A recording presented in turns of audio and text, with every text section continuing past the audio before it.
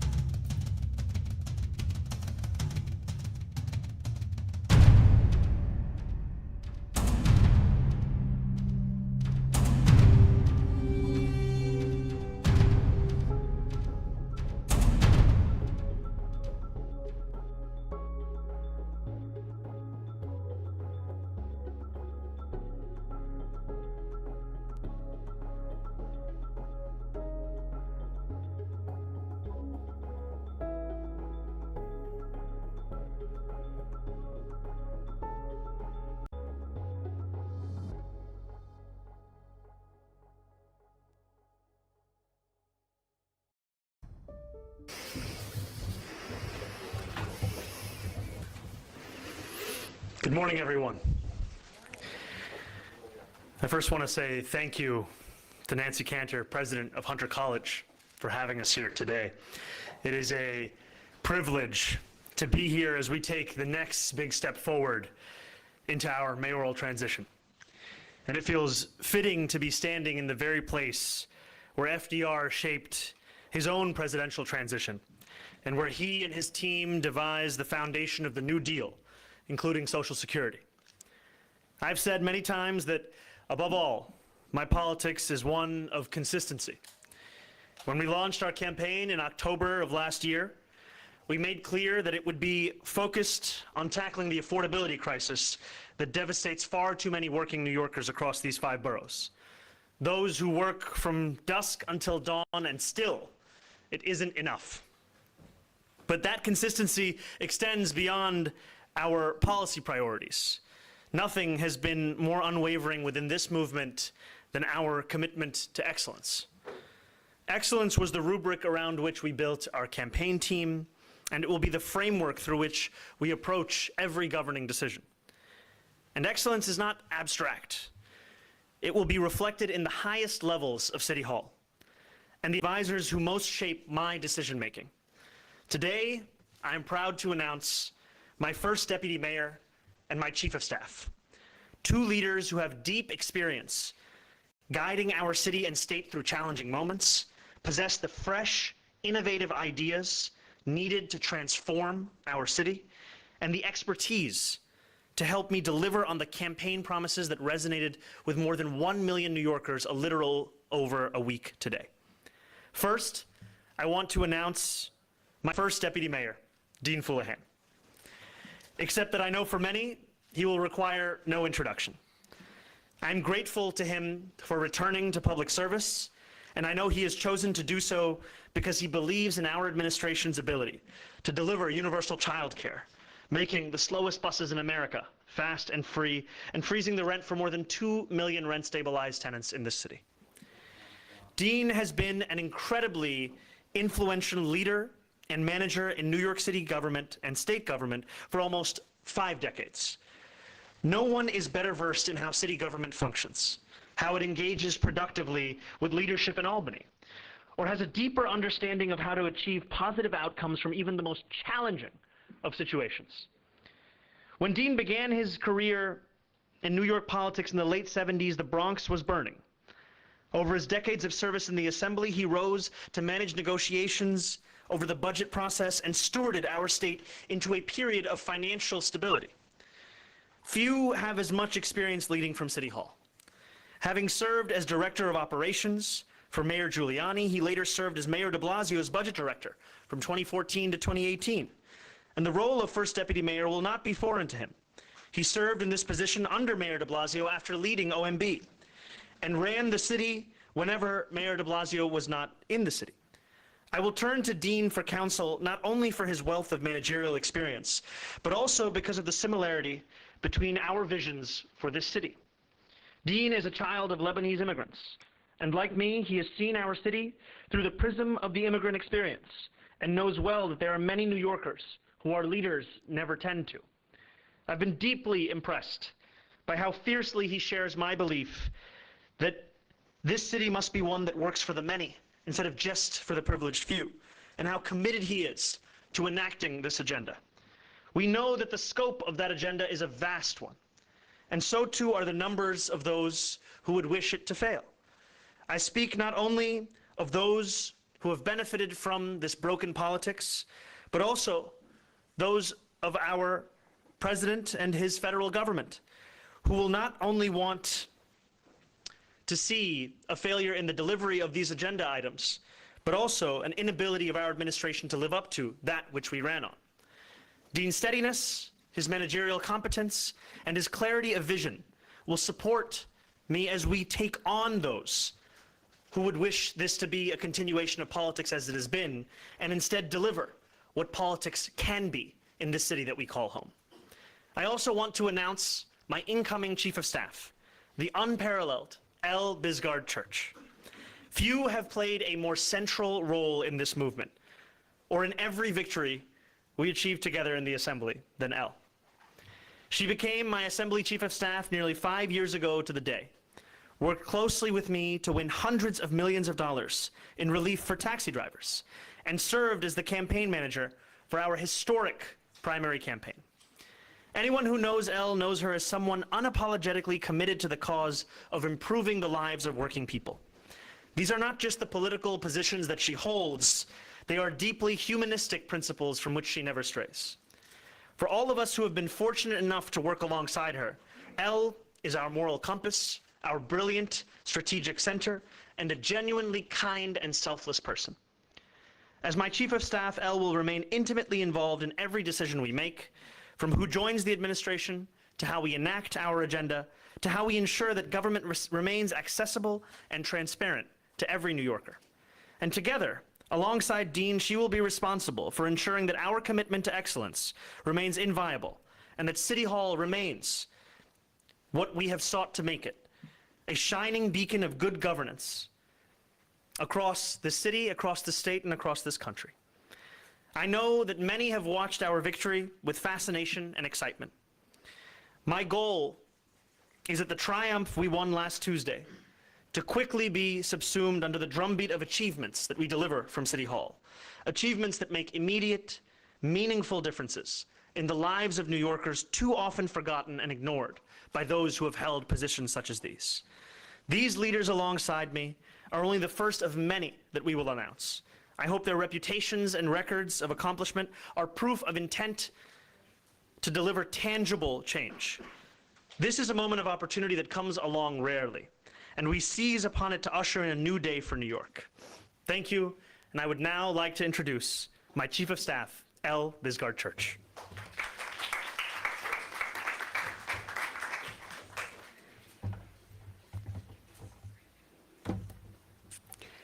Thank you, Mr. Mayor-elect. My name is L. Bisgard Church, and I am so proud to stand here to accept the role as Chief of Staff for the incoming Mamdani administration. It is an immense honor to serve the people of this city.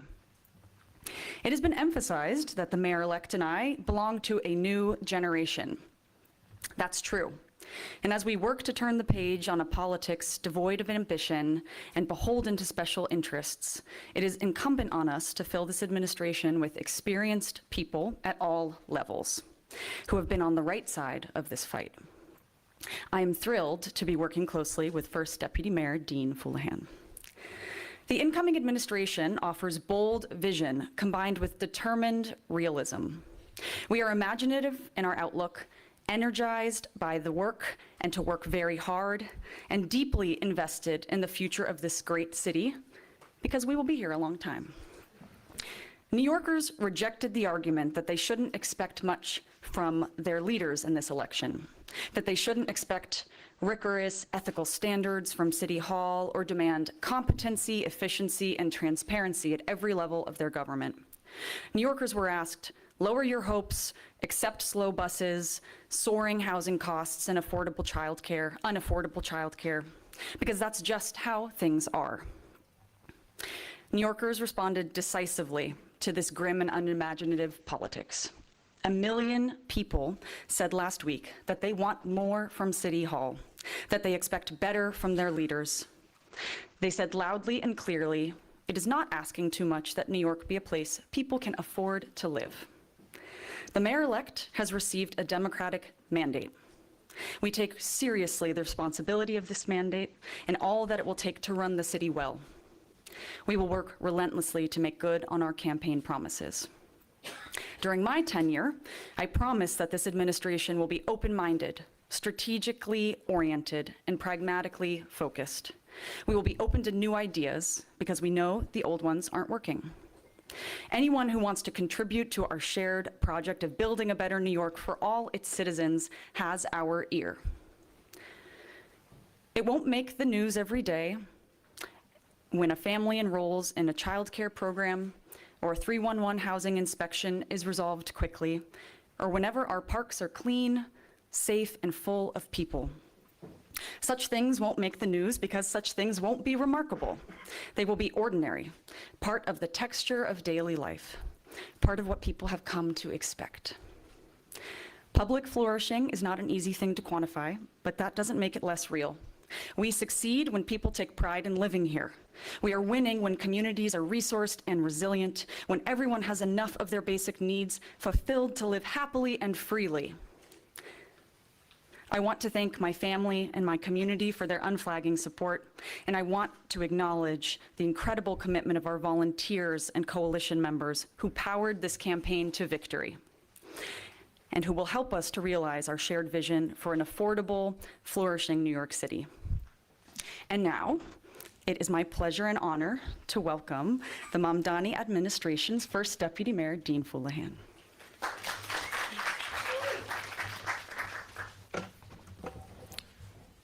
Thank you, Al. Thank you, the mayor-elect. Thank you for the generous comments, but thank you for the privilege of joining the administration and the trust you're placing me to serve our city. I am proud to be returning to City Hall as your first deputy mayor. New Yorkers elected you because they know you will build an administration of energy, ideas, and experience. And thank you for making the announcement in the Roosevelt House and at CUNY. I have been very fortunate, for those who may have lost track, for the last 3 years to be a part of this amazing academic institution as a senior fellow at the CUNY Institute for State and Local Governments. I am very grateful to the leadership at CUNY and the Institute. It's always worth stating that CUNY is a major part of the fabric and the success of our city, one that uniquely reflects the diversity and strengths of our city. I'm so pleased to begin this mission. Partnering with Elle after her role in an amazing campaign, partnering with an accomplished transition team, including several former colleagues who have dedicated so much to improving our city. I have to mention Mel Hartzog, who's both a close friend and colleague, who I had the honor of bringing back into city service. I was exceedingly fortunate to work as first deputy mayor and budget director during the de Blasio administration, working as part of an exceptional team on many successful efforts, including UPK and through the crisis of the pandemic.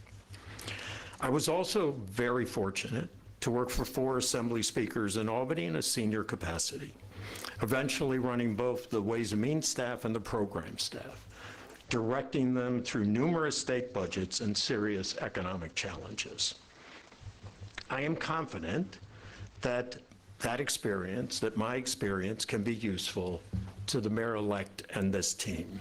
And I know, there's no way to doubt it, after what we've seen, it will be a dedicated, effective team implementing the serious agenda of addressing affordability in New York. I look forward to being part of a city government that looks like New York City and understands what it means to be a New Yorker. Like so many in our city, and the mayor-elect mentioned it, I come from an immigrant family.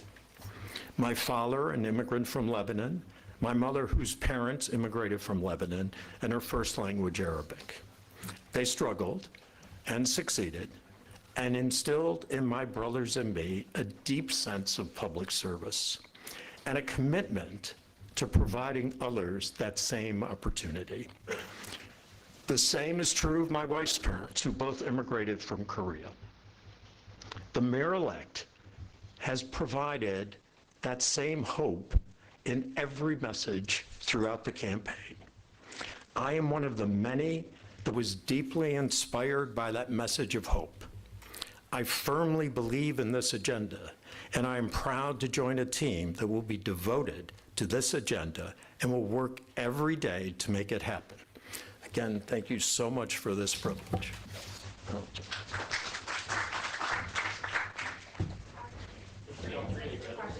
On-topic questions, please. All right, on-topic questions. Henry, go ahead. Hi, Mayor-elect, how you doing? How's it going, Henry? So you guys talked a lot about the big sweeping vision as you have through the campaign. But these two top deputies, you know, in practice and pattern and in the past, have been the guys who made the trains run on time, picked up the garbage, kept the city straight and whatnot. What gives you confidence that this team can both implement your big vision, but also make sure they're taking care of the everyday tasks that new? Looking at their records gives me immense confidence in their ability to do both the work that has animated the campaign over the course of this more than a year, and also work that illustrates a recognition that has too often been missing in city government, that there is no concern too small to be that of importance to those of us within City Hall. And I think you could even hear it in my Chief of Staff's remarks that the success of our administration will not only be measured in the questions of the hallmark 3 points of our agenda, but also in the questions of whether public goods are functioning effectively across the city, be it a clean park that is fully staffed and actually has people looking to it as a place to find joy and rest, or be it sanitation, where we are not spending an entire budget process debating whether or not we want to remove trash cans from street corners as opposed to increasing trash collection across those same street corners. And I think this is the joy of both the experience that I've had in working with Elle over the course of my entire career in public service in Albany, and also in the conversations that I've had with Dean over many months about the importance of the small things, the big things, frankly, anything that could have an impact on making this a more livable city for New Yorkers. Yeah, Chris. Thank you. Mr. Mayor-elect, are either of these appointees expected to have particular portfolios, specific focuses?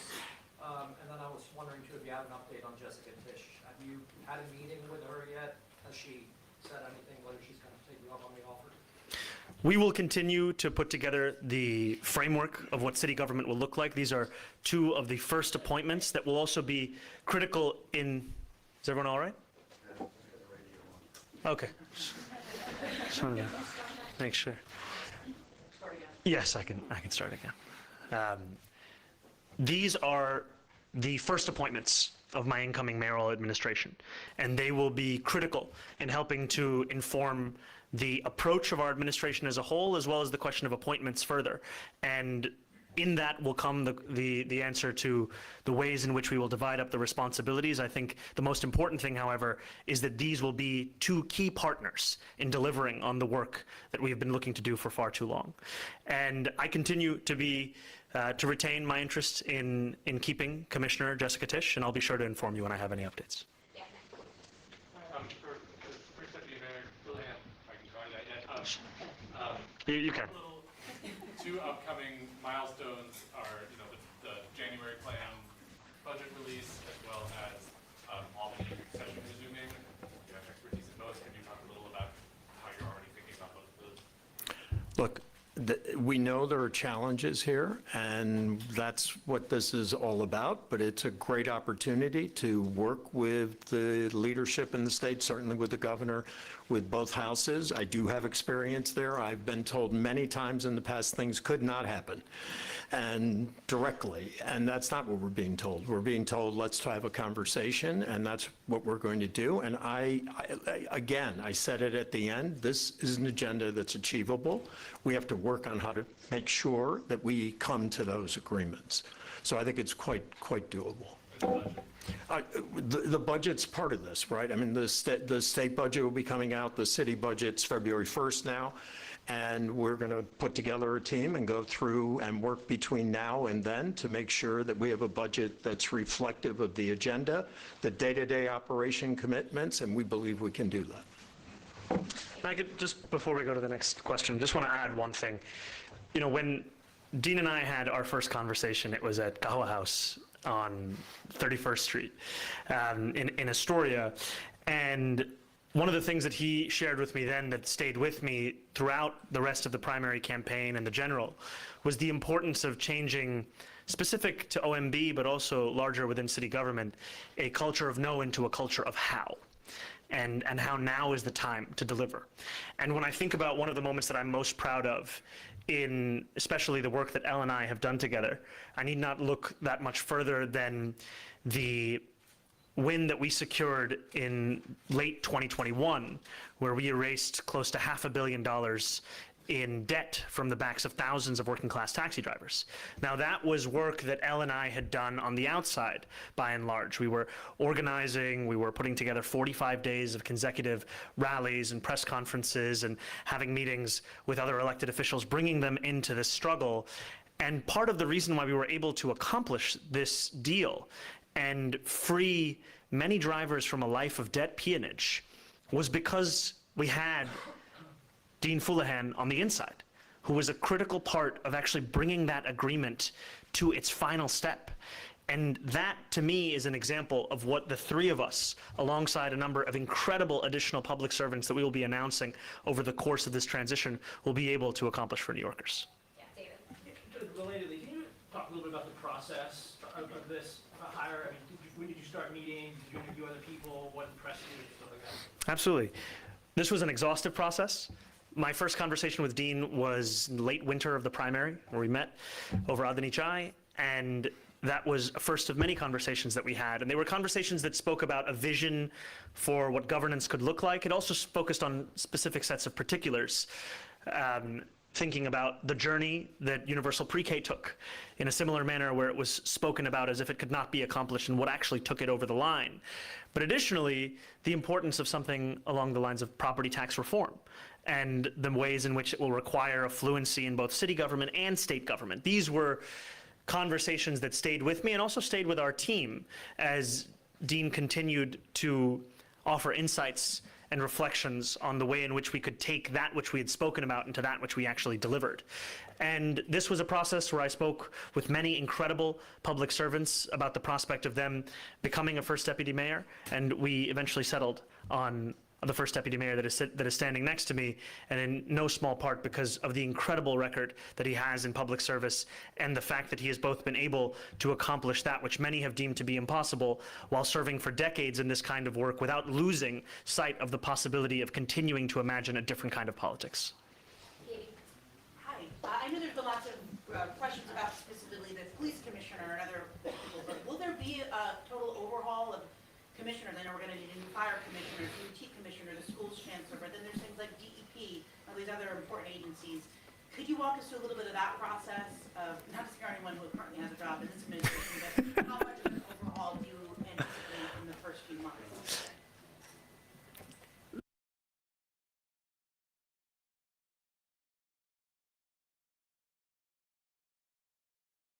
Individuals on the basis of the work they have done, not hold it against them who appointed them to that work. So if there are those who have done their job particularly well within an Adams administration, they will be considered all the same. And over the course of these next 50 or so days, we will start to make those announcements. And I'm also proud of the fact that in the portal that we opened up for individuals to apply to work as part of our city hall, we have already seen tens of thousands of applicants come through. From people currently in, I mean, how does that work? Are they going to have to reapply? Is it like a school that goes under? Will they have to reapply for jobs they already have? How does that work? We will continue to make those determinations over the next 50 days. Sam. Mayor-elect Mamdani, Sam Malkoff with Democracy Now! I have two questions. Yes. One, New York State politics are often done by three men in a room in Albany, but you've talked about a politics that is not done to New Yorkers, but that New Yorkers do. What are you asking regular New Yorkers to do? What role do you envision for them? And and they pushing for an affordability agenda. And then my second question really quickly is, you're getting a lot of praise and offers of support from former detractors, including Bill Ackman, but venture capitalist Bradley Tusk both complimented your vision, but also warned others in the business community, quote, in an interview on British radio, if we don't do anything, it seems to me you could have a world with Elon and 25 other trillionaires and 19% unemployment. And to me, that just means the French Revolution is coming, end quote. So my question is, what are you asking for from the business community to advance the affordability agenda? My message to the more than 100,000 volunteers who brought us to this point is that the work continues. This was not work that had an end date of an election. This is in fact work that will continue until we deliver on the agenda that inspired so many New Yorkers, many of whom had never voted for prior in their life. And that will mean understanding themselves as political actors, understanding themselves as New Yorkers who need to continue to organize, and it will be an honor to continue to be a part of that movement as we show that politics can be more than what we have been told for far too long. And my message to the business community is that I'm looking forward to working together to make this a city that's affordable for each and every person that calls it home. And that work is one that will continue in the manner that it has thus far, where I'm willing to speak to anyone and everyone so long as they share that commitment to the vitality of our city, and also understanding that there will be disagreements, namely on fiscal policy, and yet that still leaves the opportunity to find places of agreement to continue to build the city that we know that we deserve. Yeah, hold on. This is a question for Dean. You had months of conversations with the mayor-elect. I guess I was wondering when in your mind you decided this was the right role to take and what some of the factors going to that decision were. Well, I'm sorry to repeat myself. From the very beginning, before the first meeting, but certainly from that first meeting, the agenda, the aggressiveness of it, the warmth of it, the hope of it, all those things that we heard throughout the campaign were something that I was going to help in any way I could. And I think that was from the very first meeting. And then we continued those conversations from there. But the commitment to this, to what could be this administration and now is this administration, that was always there really from the beginning. Dan. Whenever there's a question about the differences between your agenda and your negotiating partners in Albany in the future, you talk about negotiations and talking, and I want to know, are you willing to play hardball and use the power afforded to the mayor if those negotiations stall, holding up an MTA capital plan if you don't get your free buses, firing members of the rent guidelines board if they don't freeze the rents? Are you willing to go there? I am confident that what we will find in Albany is a politics of partnership that we have not seen for quite some time. And so I think much of this will remain hypothetical, in that what we have found in the conversations we've been having is that affordability is in fact a thread that unites many across the party and the necessity of delivering on it. And I also am looking forward to being a mayor who means exactly what it is that they say. And I've said time and time again that the points we raised on October 23rd about freezing the rent for more than 2 million rent-stabilized tenants, delivering universal childcare, making the slowest buses in the country fast and free. These are not just slogans. These are commitments, and I look forward to delivering on them. Yeah, we'll go Gloria. Hi, everyone. Hello. Hi. Dean, we all are so familiar with your experience, but I think one specific thing that you have dealt with is a Trump administration. And I wonder if this iteration of it has been central to the conversations you have had, and how are you seeing that challenge today compared to the last time we dealt with it during the de Blasio administration? So it's obviously very, I don't need to tell you this, it's obviously very different, and it's going to be a different approach, and we're working right now and having conversations on how you address that, but with the state, with the governor, with other allies, with the community. This has to be, and I think the mayor-elect has said this repeatedly, this has to be a challenge that we address with all New Yorkers working together, and that is going to be different from what happened in the first term of the Trump. So. On economic development and job creation, the Roosevelt Island Cornell Tech Campus generates billions of dollars in economic activity and job creation. There were reports in the past that you supported a boycott of Cornell Tech.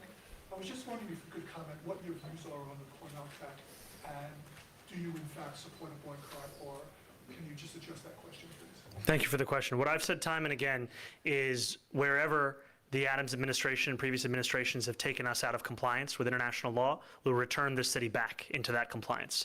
And I think that New Yorkers, by and large, are looking forward to that politics of consistency. That's what we'll deliver on. Do you think Cornell Tech is not in compliance with that because of their relationship with the Technion of Israel? I don't think that this applies to what the Adams administration has done. Annie? Thank you. We've seen different mayors appoint different kinds of DM in their time. Are you thinking all about whether we're going to have a DM communications, a CTO again, a new kind of DM that is specifically targeted to your agenda? We are in conversations around the question of the manner in which our city hall will take hold, and I look forward to having those conversations with my chief of staff, with my first deputy mayor.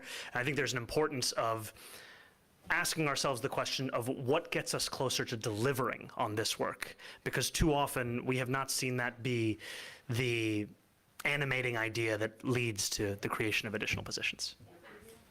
You've had a lot of folks you've appointed so far who have experience in the de Blasio administration.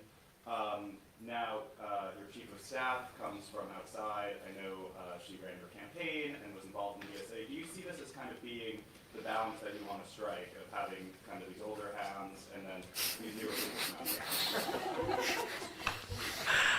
You're going to say that is? Sorry. I'm sorry, dude. I think that it is important when we are undertaking the work of transforming politics in our city, that we do so both with a relentless imagination as to what politics could be and a fluency of what politics has been. And what I so appreciate about both of those standing next to me is that they have displayed those two skills in spades over the course of the work that I have done with them and the course of the work that I have observed. And I think that this will continue to be a critical part of how we put our city government together. It will be one that New Yorkers can look to with confidence on taking on tasks big and tasks small, and knowing that there will be an unrelenting drive to finally ensuring that when New Yorkers look at City Hall, they see a place that is actually following through on the commitments that excited so many across the city. Two quick questions. One, during the election, your opponent, Andrew Cuomo, said you were going to be de Blasio's mini-me. Is this de Blasio 2.0, starting with appointing Dean as first deputy? Can you address that? And do you want the second question now or after? You're so considerate, look at you. I'll take the second question after I answer this one. The truth is I am 5'11", and it's true that I am shorter than one of the previous mayors. I am going to create a new city hall. It is a city hall that will look to experts in the work of government, experts such as our soon-to-be first deputy mayor. But it is not a city hall that looks to any previous administration as a model that we will take on word for word, step for step. We are making our own. And we are lucky in that there are many who have come before us who have shown us both the ways in which we can succeed and the pitfalls that await those who look to do so. And I'm excited to build on that. The second question is a political one. The Post reported yesterday, others have reported that GOSA is looking at primarying Hakeem Jeffries and that you have tried to dissuade him from doing this. Do you have an opinion on him running? Do you think he'll get involved in primaries in next year's election? My plan, less than 1 week since our election, is to get firmly involved in our transition. We have about 50 days left in ensuring that January 1st is not a time of preparation, but rather is a time of leadership on the work been speaking about. That will continue to be my focus because I think New Yorkers deserve a city hall that reflects the excitement, the concerns, and the inspiration that they have had over this last year. Councilman should run. I keep my opinions just to the work of the transition. Yeah, Jeff. Well, you're not going to take national questions, but I'm going to try. So, Take a swing. do you view yourself after this big win in New York City as a figure, a national Democratic Party leader, and do you intend to use that power in the next year going forward with the 2026? And then, Keep it going. we've seen California Governor Gavin Newsom with this redistricting amendment, with his dark woke stuff on Twitter. Do you look up to him as a leader? Is that somebody you want to emulate? And is he a national Democratic Party leader? I view myself as the mayor-elect of New York City. And I try to keep my horizons akin to the New Yorker cover where the world ends at New Jersey. And I appreciate what Governor Newsom's approach has been with redistricting, because I think it's critically important that we understand that the time where Republicans have a limitless sense of imagination to enact their political agenda and Democrats seem to be constructing an ever-lowering ceiling of possibility must come to an end. And I think that is an important thing that we have to see across the country. Have you heard from Newsom, by the way? Have you connected? I did hear from Governor Newsom, and I appreciated his words. Go ahead, Jacob. A twofold question. Jacob, how are you? Good to see you. There's been mixed reaction, to downplay that, to your election, including over the weekend in some synagogues across the city. I'm wondering what you're willing to say or intend to take any steps in your outreach, even if it's those who are willing to engage. And the second question is, what do you make of the support that you did get from the Jewish community? I'm so proud of the support that we received from the Jewish community. It was support that animated every single part of the campaign that we ran. And I think of an older woman who met me passing me a sticker of a bagel that said, "Down with the smear campaign, up with the schmear campaign." And I'm also committed to being a mayor for every single Jewish New Yorker, just like I'll be a mayor for every single person that calls the city home. That includes those that have concerns, those that didn't vote for me, those that didn't vote at all. And I'll be looking to be their mayor because they call this city home, and they deserve a mayor who not only looks to protect them, but to celebrate and cherish them. And that will be the way in which I continue to do the work of reaching out to New Yorkers. And I also know that for many, politics has often exclusively been that of rhetoric, as opposed to that of work and that of action. And I know that there are some who are waiting to see what is the work that we will truly do. And I look forward with those on this stage to show that the commitments that we have made when we speak about rooting out the scourge of anti-Semitism from across the 5 boroughs, from ensuring that no longer will a rabbi have to know the mayor-elect in order to receive additional police protection on the high holy days, ensuring that Jewish New Yorkers will come to expect not only safety, but a sense of belonging in the they call home. The work of that will begin on January 1st, and I look forward to it. All right, we've got time for one more. Go ahead, Morgan.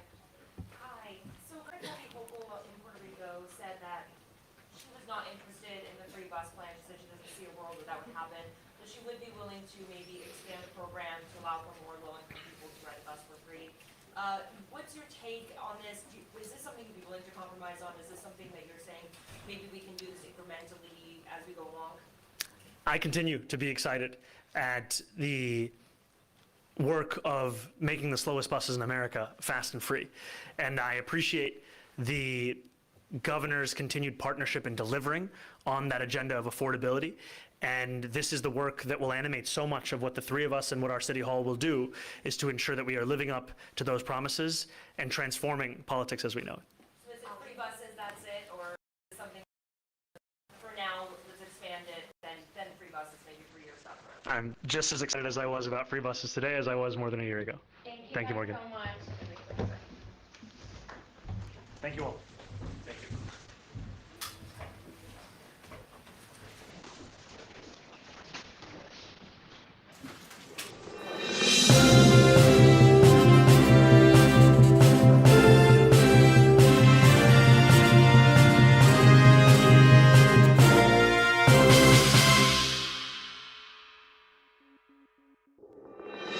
Thank you.